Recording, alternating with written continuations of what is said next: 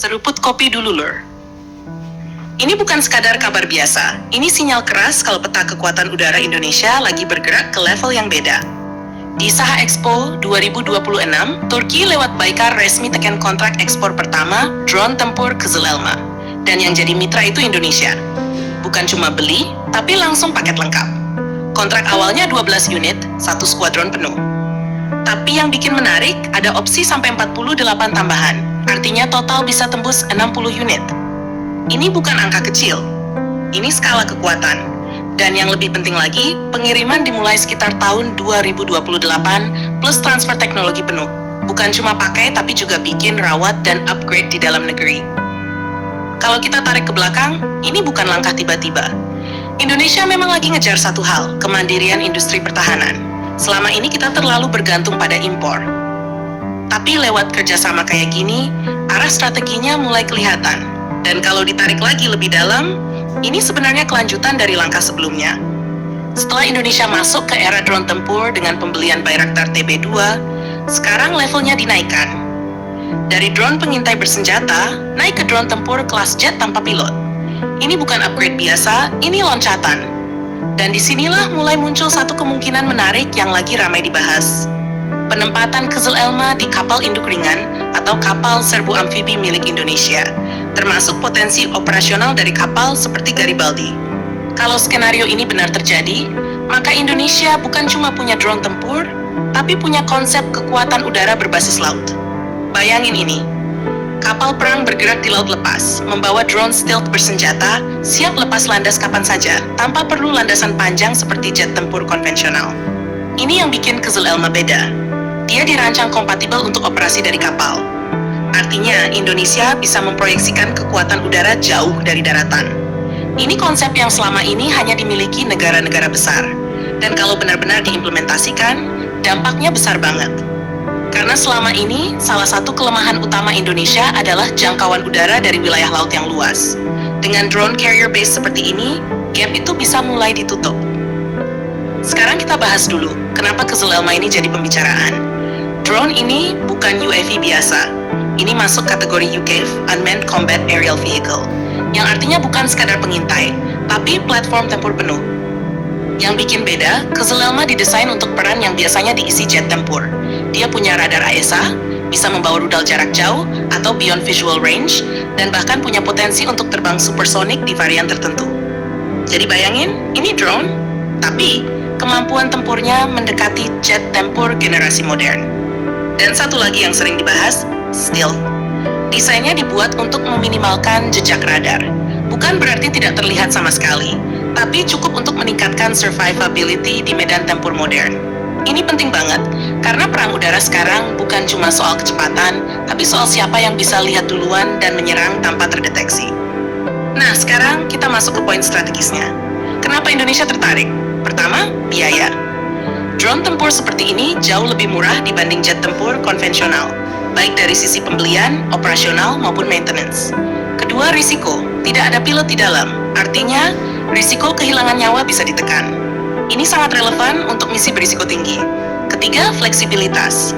Drone bisa dioperasikan dalam jumlah banyak, bahkan swarm. Kalau Indonesia benar-benar ambil sampai puluhan unit, ini bisa jadi game changer di kawasan. Apalagi kalau dikombinasikan dengan operasi dari kapal seperti Garibaldi, fleksibilitasnya naik berkali-kali lipat. Ini bukan cuma soal jumlah, tapi soal cara penggunaan. Bayangin satu skenario, kapal bergerak di wilayah strategis, lalu meluncurkan drone stealth untuk patroli, pengintaian, bahkan strike jarak jauh.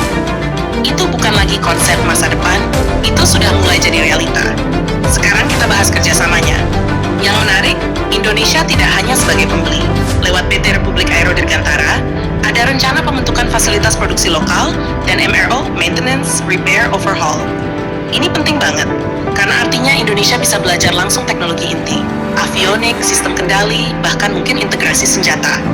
Kalau ini berjalan sesuai rencana, efek jangka panjangnya besar. Industri dalam negeri bisa naik level.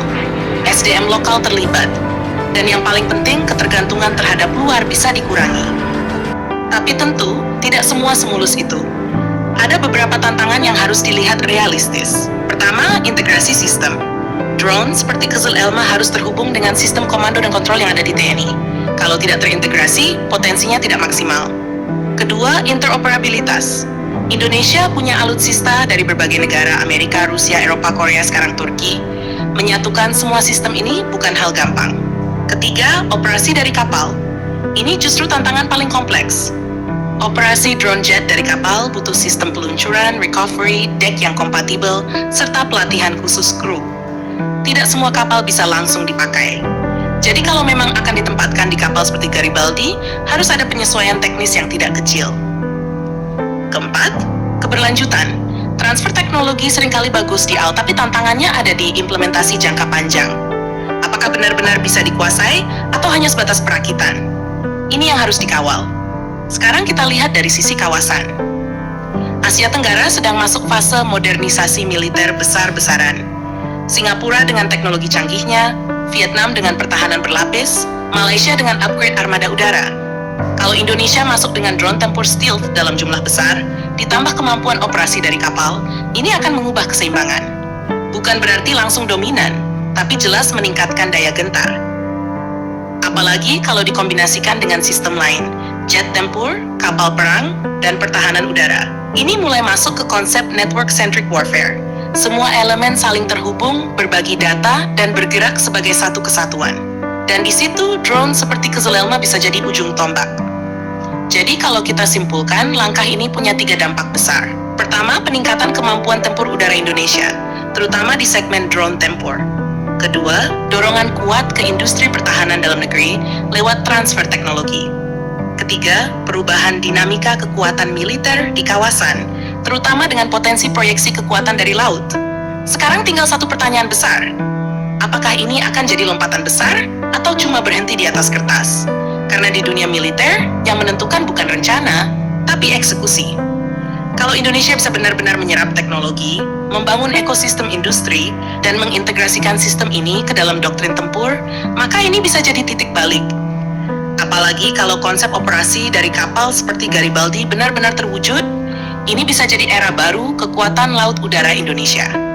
Tapi kalau tidak, ini hanya akan jadi proyek mahal tanpa dampak maksimal. Menarik untuk kita tunggu ke depan, karena yang jelas permainan sudah berubah, dan Indonesia mulai ikut masuk ke dalamnya.